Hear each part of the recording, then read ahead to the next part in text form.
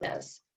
So I'm Terry Vanover. I am a divorce strategist. I help you to come through divorce without being legally, financially, and emotionally devastated. But just as importantly, I help you to heal from a toxic relationship so that you can transition into that next phase of your life confident, not feeling like a failure, so that you can go on and have a happy, healthy, new relationship. So I'm glad to have you here today, this beautiful holiday weekend. I'm going to be talking about a couple of different issues. And one of them, I'm going to start off, I hate to start off negatively, but I got to say this. There's something that's been going around lately, and I just hate the saying. So I'm going to go ahead and tell you the one thing that I hate that people say. And it's called, like, when people say that children are from a broken home, that drives me crazy. You know what? We need to redefine divorce. You know, divorce gives us an option nowadays. We don't have to stay in unhealthy, dysfunctional families. Divorce is actually sociologically has told our society that we value marriage much more than just a partnership, an economic partnership. We value marriage as something to bring out, you know, betterment in our families, to become better people. And divorce actually gives us an option to leave a dysfunctional, unhealthy relationship, abusive relationship, or leave a spouse who has an addiction, unhealthy behaviors that are harmful to our children. So, you know, we're seeing this word, you know, around a lot, broken. And it was really amazing. You know, some of the feedback I got was really, really positive. Thank you for not saying that. You know, I'm tired of people saying that children are from a broken home. We're not from a broken home, right? I am a child of, my biological father was an alcoholic. I am grateful my mother had the wherewithal to leave my father when I was very young. I don't know what life would have been had they stayed together, but he's pretty dysfunctional. So I'm grateful that I didn't, you know, wasn't raised in that dysfunctional household, that I do have a stepfather that I love, admire, and adore, and we have a great relationship together. And so it did give us an opportunity to have a wonderful life. So I would like for people to stop saying, you know, our children are from a broken home just because, you know, the marriage didn't work, and perhaps our children may be faced with diverse living conditions or different living conditions. You know, today families can look like many, many things. And it's not that divorce is so traumatic to our children. It's the way in which people divorce, right? If you have a contentious, nasty, you know, horrible divorce, and, you know, it's conflict riddled, your children are gonna experience that. It's the conflict that makes divorce so difficult for children.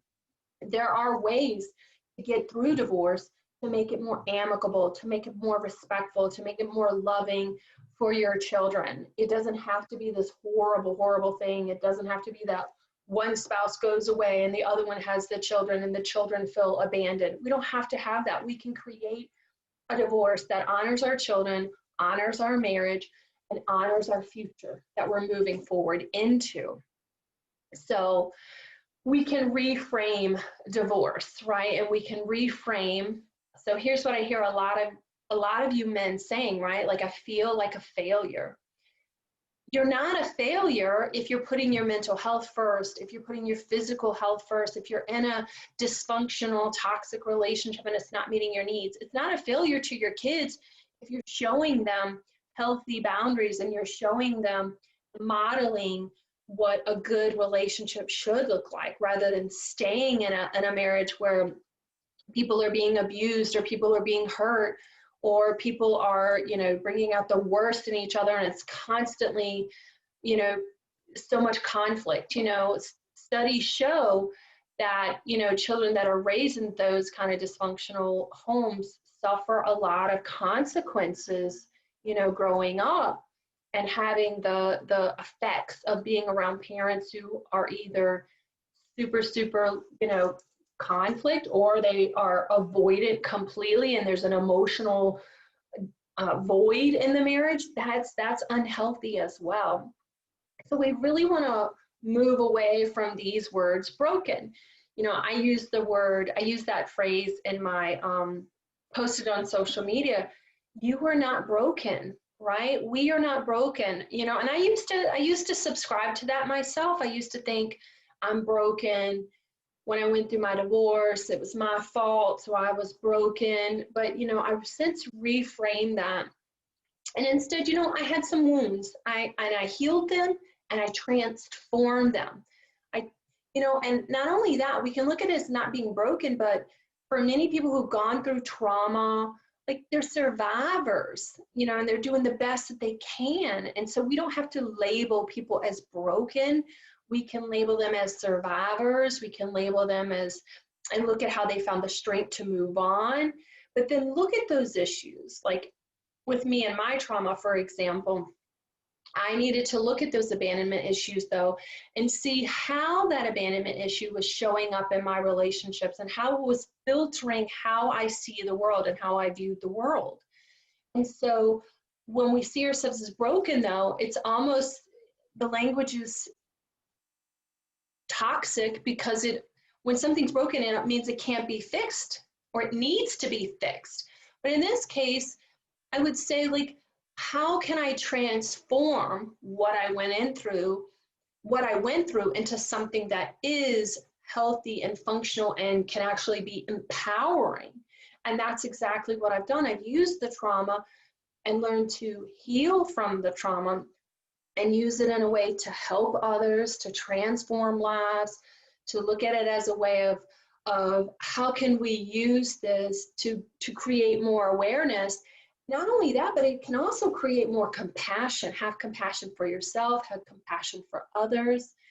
So we really need to watch the language that we're using around our healing and who we are.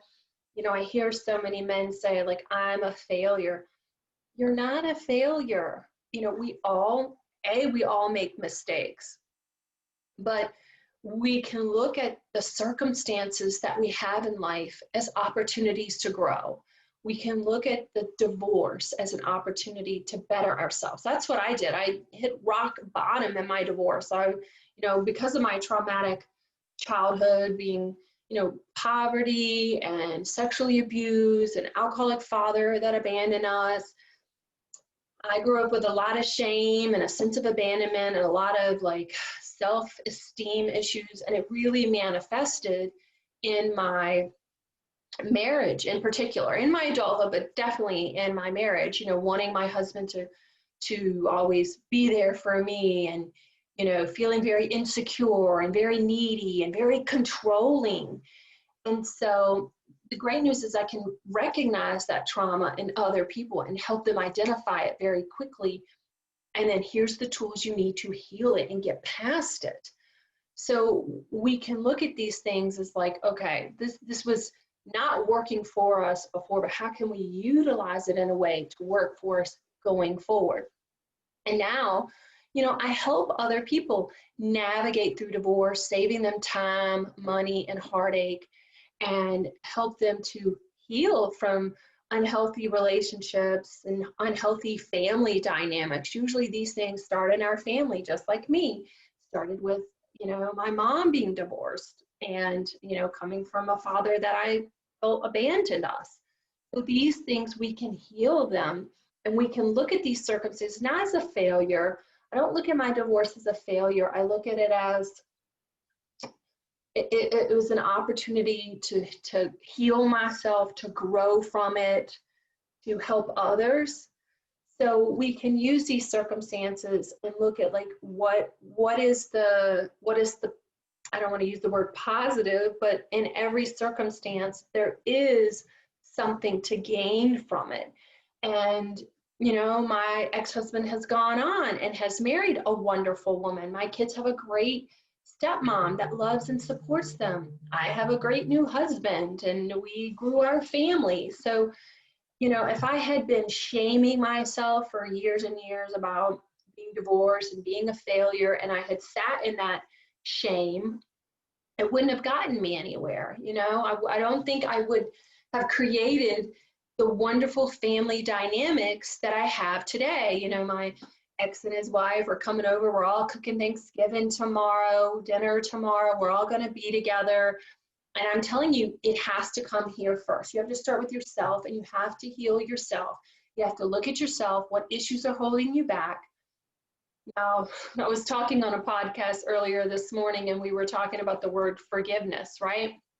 The F word. And it was really interesting how she's a human design coach, and so we were talking about what a loaded word forgiveness is.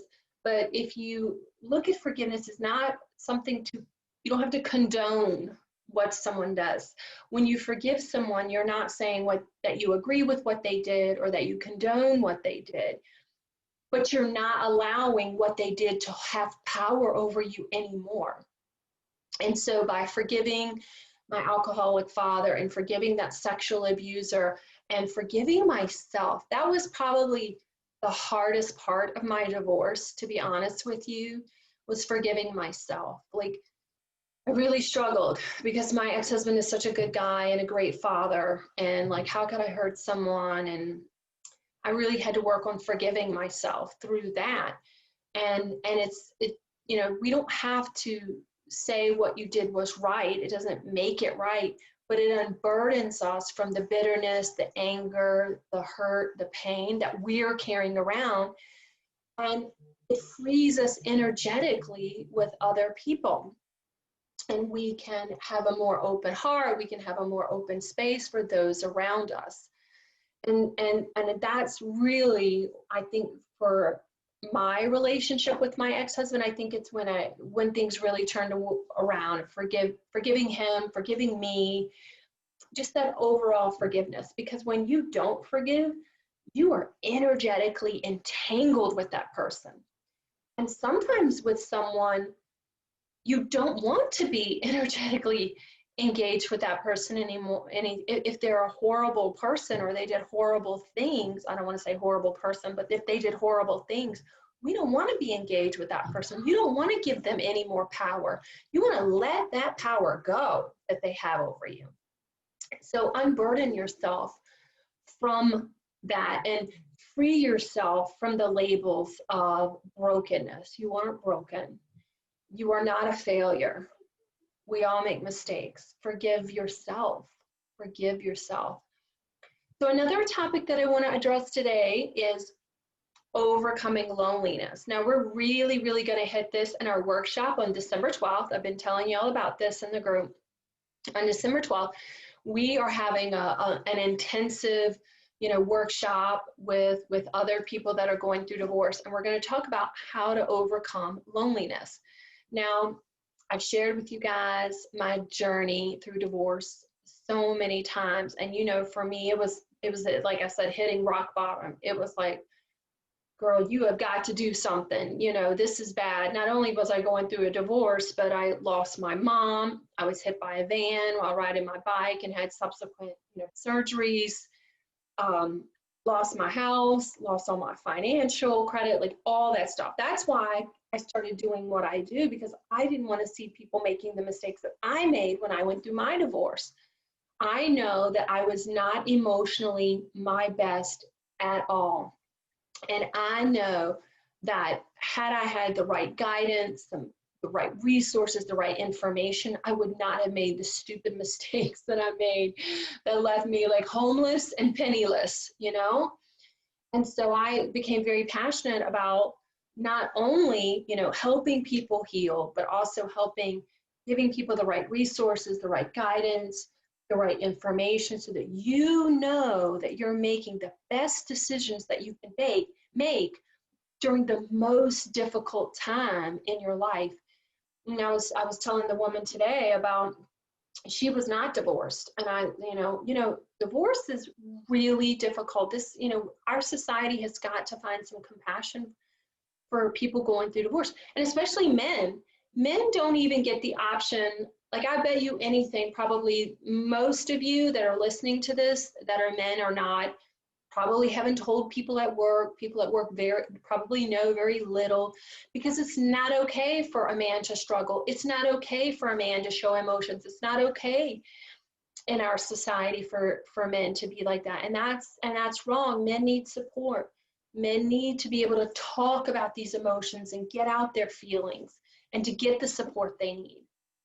And so I know how overwhelming this is. And so part of my issue with being, from my trauma, from my childhood and through my divorce, was that horrible, horrible loneliness. And the thing that I tell people when you're feeling lonely is consciously surrender to this loneliness. Now, when I work with my clients in my programs, like I give them specific tools on this, but that's the first step.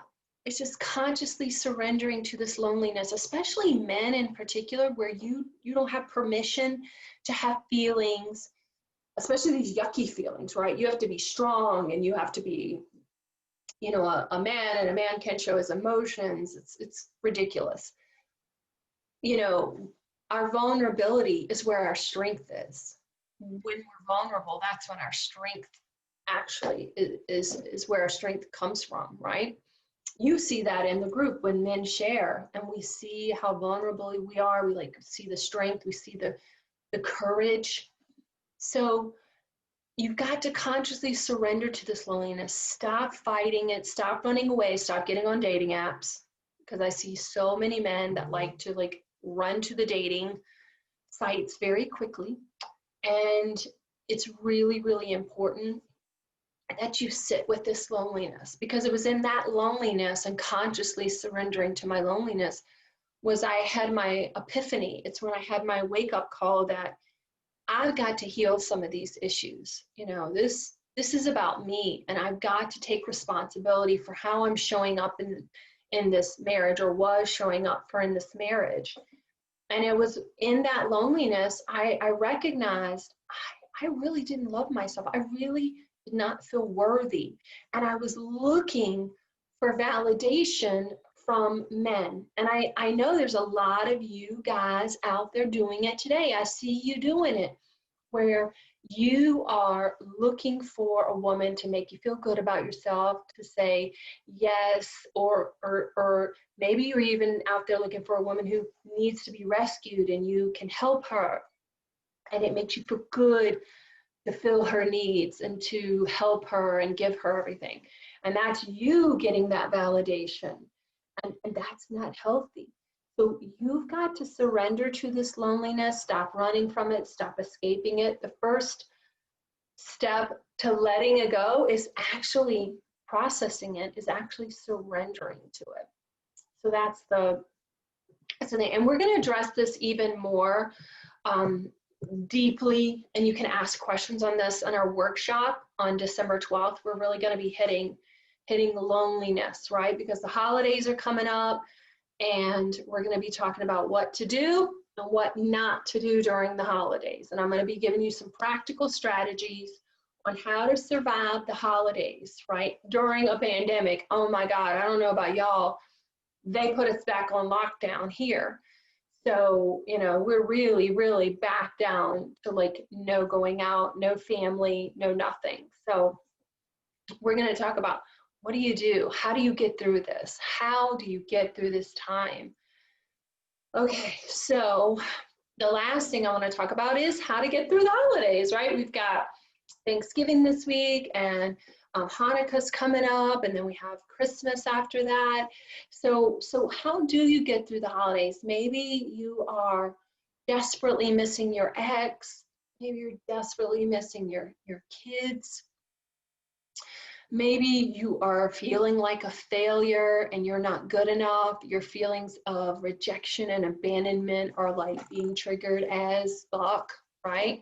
And so you're wondering, how am I going to get through this time?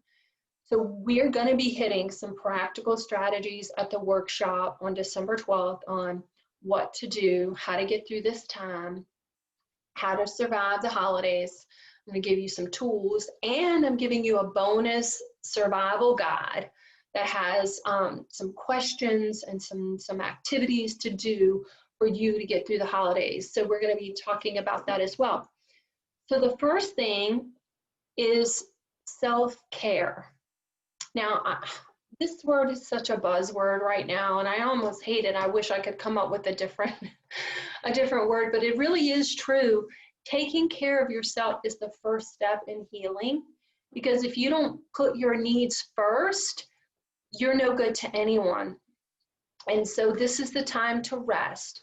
This is the time to eat well and to put your health first and to do the things that nurture your spirit. So, and when I talk about self-care, I think it's also gotten a bad rap because people think of like bubble baths and reading books and like, oh, I'm just gonna lay around and just self-care. It's like, no, that's not what I mean by self-care.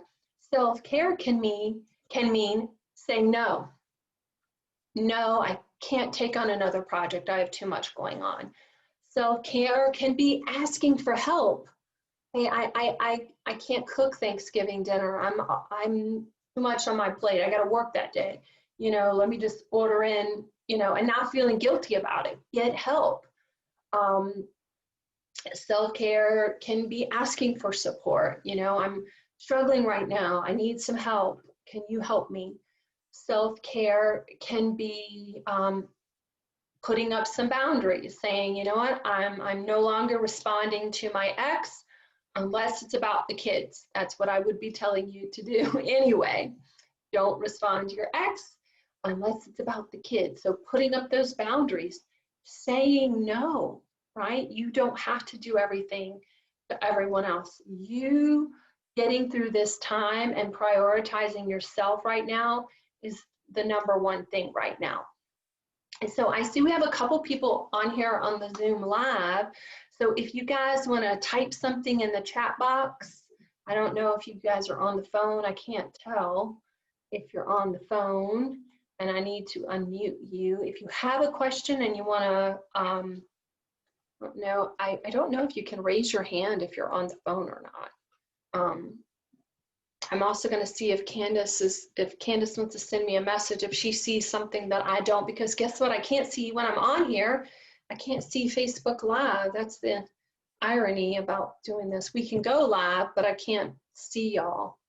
So if Candace is on here and she's sending me any questions, or if you have a question, I'll just unmute you if you'd like, and if you have any questions, you can pop them in real quick before we go. And if not, I'm going to wrap up and just say, you know, we're going to dive deeply into some practical strategies on how to get through these holidays coming up. We're going to be talking about how to deal with the loneliness and what it means, right? What does it mean? It really means that you're really not worthy. If you are dealing with chronic loneliness, it's an indication that you really don't love yourself, you really don't find yourself worthy. And so that's something you've got to work on. And so we're going to talk about the tools that you need to do that in our workshop on what tools that would it take so that you feel worthy, so you no longer have that chronic unworthiness. And as always, you guys, you know, you can reach out to me, you can message me on Facebook if you have any questions, or you want some one-on-one time with me. I do have complimentary consultations, and we can talk about a program that works best for you and your situation.